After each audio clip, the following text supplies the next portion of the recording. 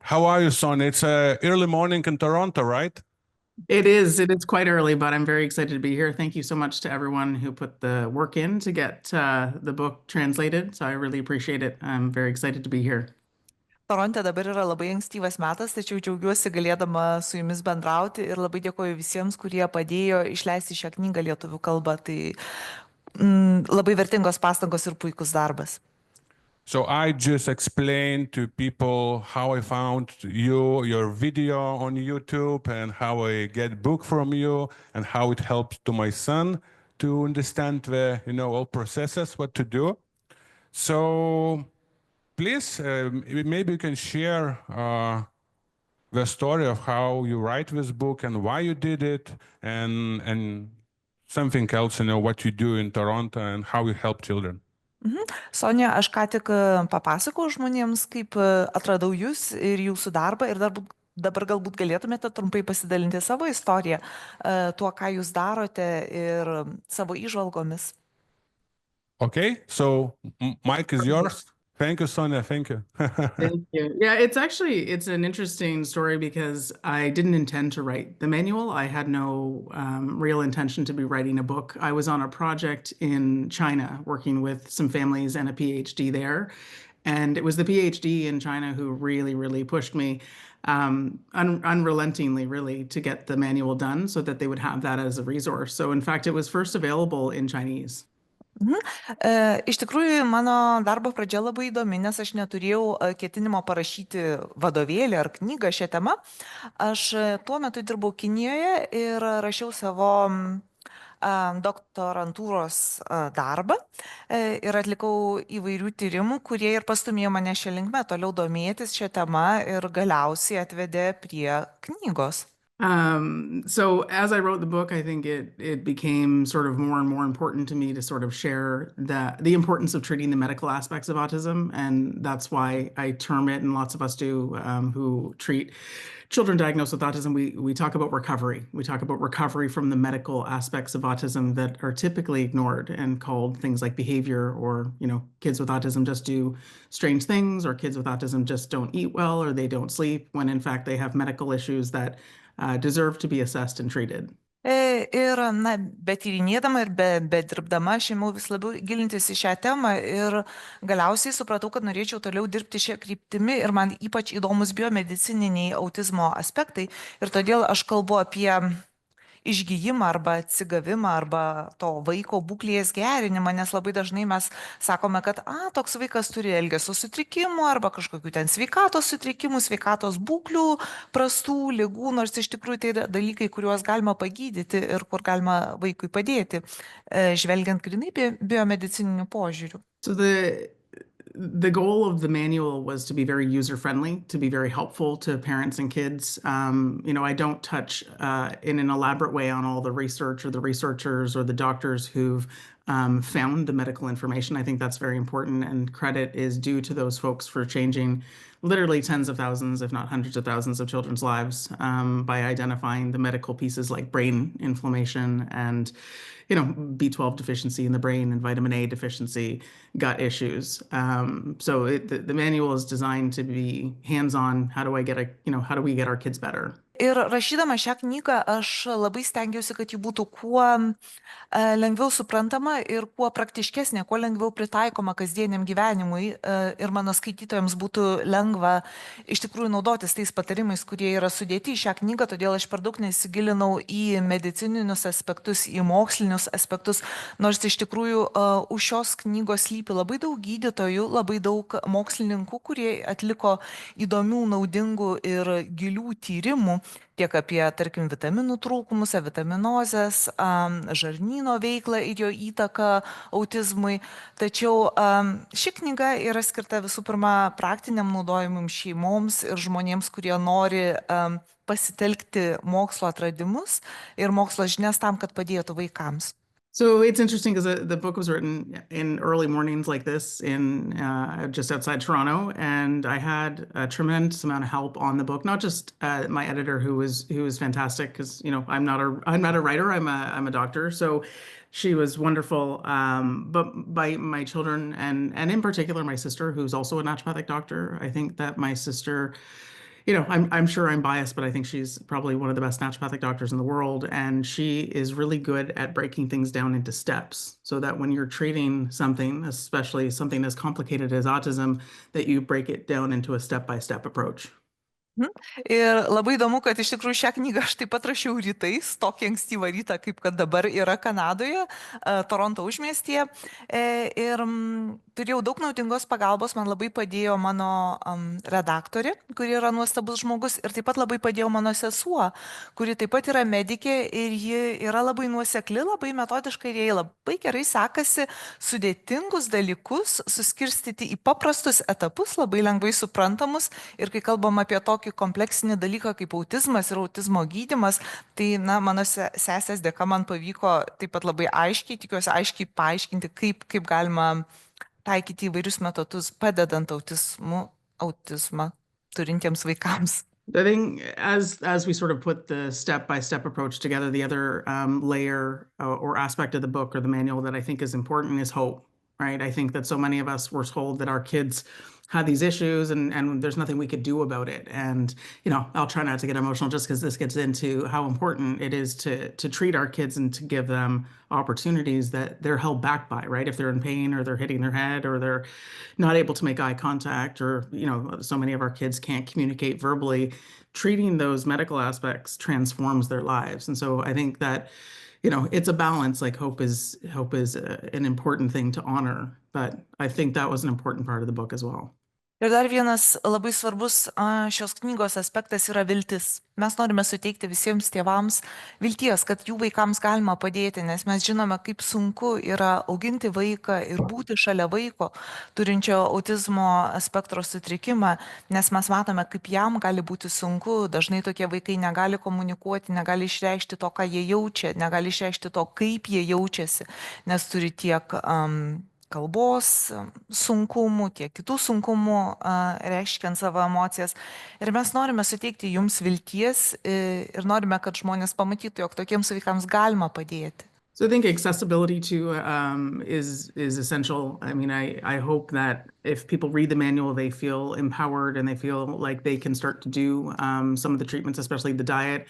Throughout the world, people have different access to care. They have different access to information. I think that's why it's so beautiful that you are providing, you know, some of this information in Lithuanian for people who can hopefully benefit. But accessibility is like, I want to start a treatment as soon as possible for my child. And I think that diet is probably the most important treatment for autism, and it's the one that creates the most positive changes long term. And I think that most people have access to you know, the food and the ability to do that, the resources to put that modified ketogenic or paleo diet in place. Todėl labai tikiuosi, kad šis vadovas bus labai naudingas ir žmonės perskaitę knygą iš tikrųjų matys, kokius žingsnius, žingsnį po žingsnio gali daryti, kad padėtų savo vaikams, ir ta pagalba gali būti įvairi. Tačiau aš tikiu ir tai yra įrodyta, kad mityba labai svarbi apskritai žmogaus sveikatos būklei ir taip pat autizmą turinčių žmonių ir vaikų būklei. Ir mes galime jiems labai padėti, sutvarkyti jų mitybą, maitindami juos tinkamai, ir tai pagerinsime tiek jų savijautą, tiek galiausiai ir padėsime jiems išgyti arba pagerinti jų būklę tiek, kiek įmanoma. Ir skirtingose pasaulio vietose tos galimybės yra nevienodos. Kai kuriems žmonėms yra sunkiau padėti savo šeimos nariams negu kitiems, bet mes stengiamės, kad visiems suteikti galimybę bent kažkiek padėti savo vaikams. Ir aš labai džiaugiuosi, kad dabar ir lietuviai galės geriau susipažinti su metodais, kurie yra veiksmingi, perskaitę šią knygą, ir labai esu dėkinga jums, kad dalijatės mano žiniomis su Lietuvos auditorija, ir tikiuosi, kad mano knyga bus jums naudinga. Yeah, I don't know if people have any specific questions. I mean, I was going to give one example of sort of the power of dietary intervention and gut treatment. Here in just outside Toronto in the province of Ontario, we're working with our provincial government, and we have a very small pilot project supported by the government.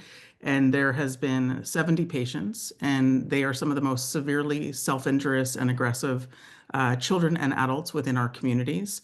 They're at risk for harming themselves in a very terrifying way, and running off, and really quite intense cases. So the beautiful thing that I'd like to share is that through diet and cleaning out some of the old stuff that accumulates within the bowel, we've actually seen an 80% reduction in behaviors in that project. So our provincial government is considering scaling that project up to 1,000. So that's 1,000 more people, hopefully, that we can help. Ir aš nežinau, ar auditorija turi man klausimų, tačiau aš pati norėčiau pateikti jums vieną pavyzdį.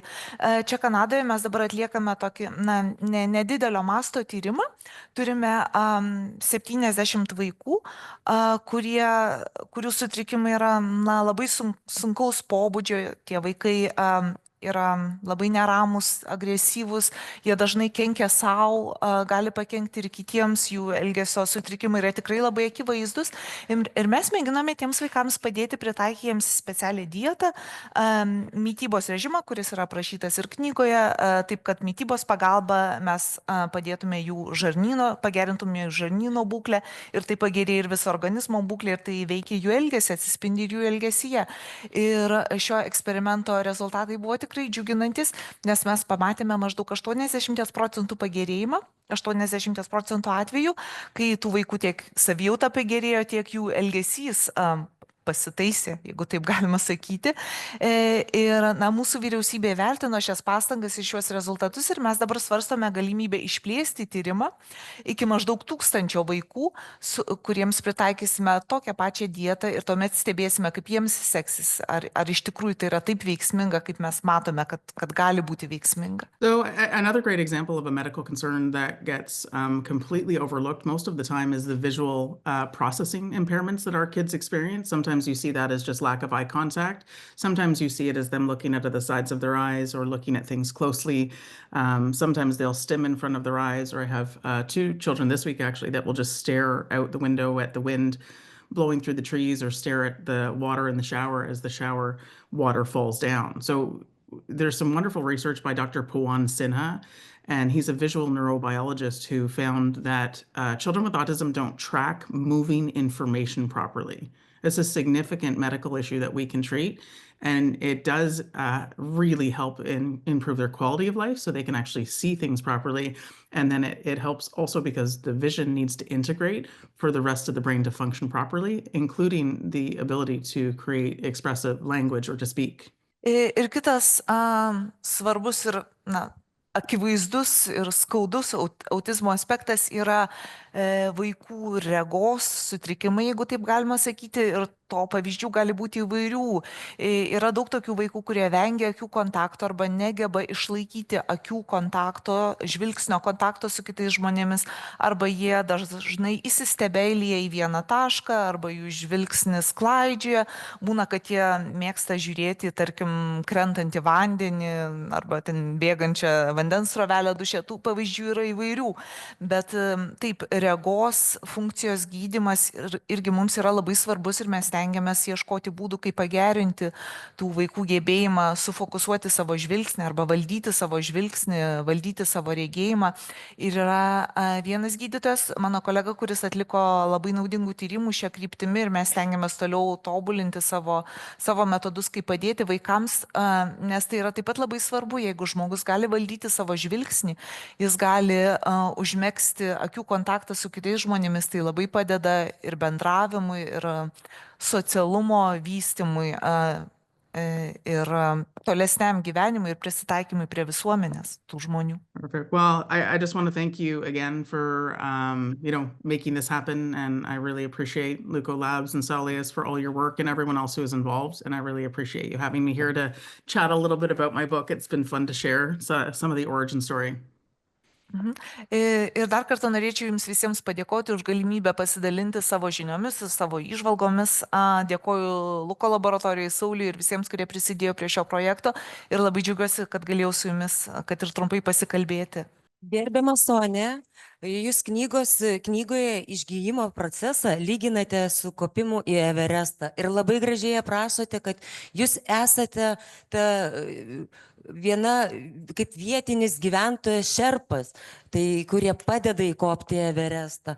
Tai klausimas yra, kokie didžiausiai iššūkiai šiame kelyje laukia tėvų ir vaikų ir kokie veiksmai lemia sėkmingą pasiekimą viršūnę.